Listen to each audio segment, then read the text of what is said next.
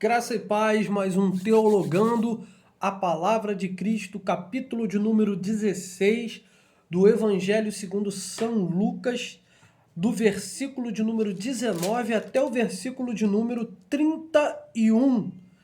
E esse tema aqui, ele é super importante, rico e o mendigo. Por que é importante? Porque aqui ele trata de coisas físicas no nosso mundo, e trata de coisas espirituais no mundo espiritual. Isso é muito importante para nós sabermos que existe céu e existe inferno, existe um lugar de paz e consolação e existe um lugar também de tormento e angústia.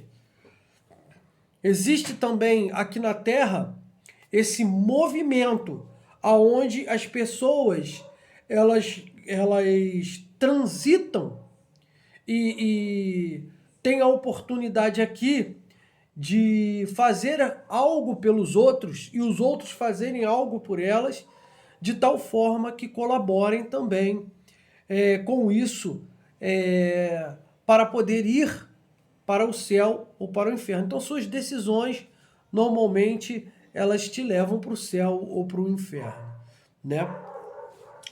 Mas não é só isso que basta para se definir se você vai para o céu ou se você vai para o inferno. Você tem que passar por um julgamento, né? E esse julgamento ele é feito por Cristo. Nós sabemos que hoje isso é muito menos complexo. Mas por que Jesus ele está falando sobre o rico e o mendigo?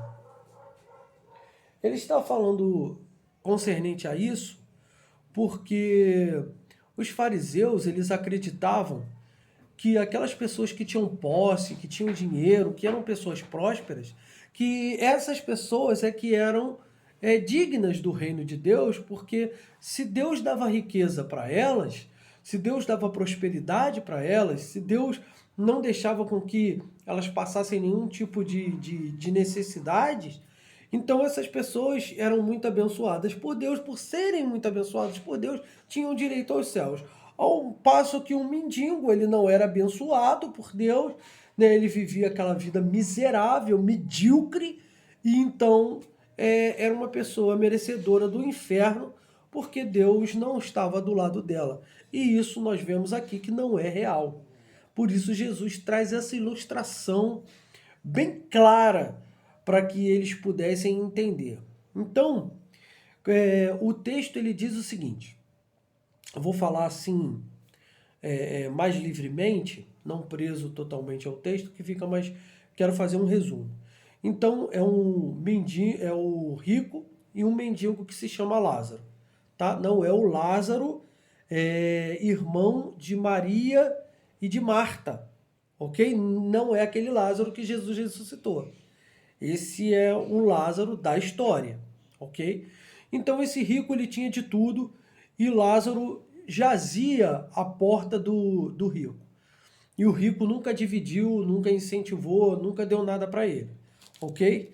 Então o que aconteceu? Quando ambos morreram, todos nós vamos morrer, ricos e pobres, né? Aí dizem, todo mundo vai para o mesmo lugar. Não, todo mundo vai para o mesmo lugar não, querido. Depois da morte, claro, nós temos a alma. Nossa alma ela é eterna.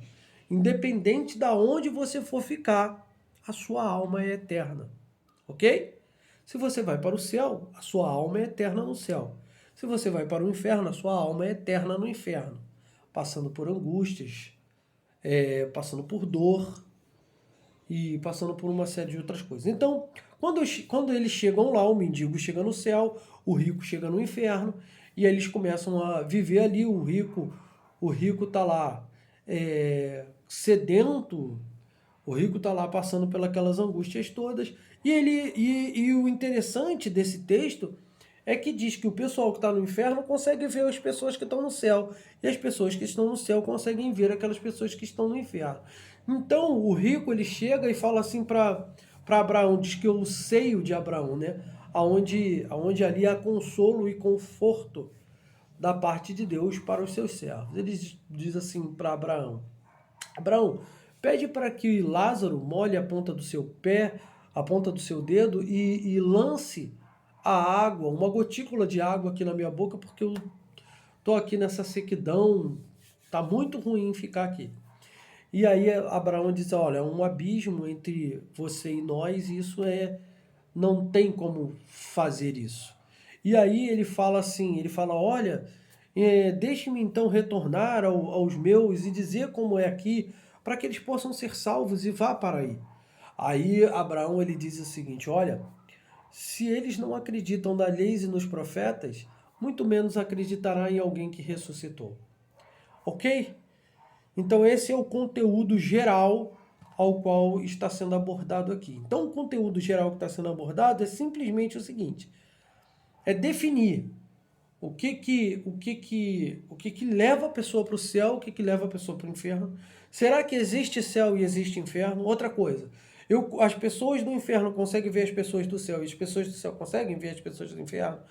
E outra coisa, então não tem como as pessoas do inferno passar para o céu, nem como as pessoas do céu passar para o inferno. Não tem, porque é um grande abismo entre esses dois lugares. Ok?